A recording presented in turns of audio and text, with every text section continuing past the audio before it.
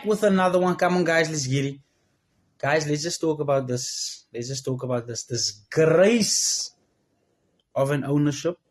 Let's just talk about the mediocrity shown by the club. Huh? Spurs is getting this man and Tonali. In my opinion, Tonali definitely would change the midfield at United. I'm not too sure about this man, but everyone's barking up this nigga Bron. So at the end of the day, like, give the man props. Who are we going for? You stuck with Kobbie Mainoo, that hasn't kicked a ball in the World Cup, and Ederson, that hasn't kicked a ball either. So in the national teams, our midfielders aren't even playing. But we expect to play Champions League, FA Cup, League, and Carabao.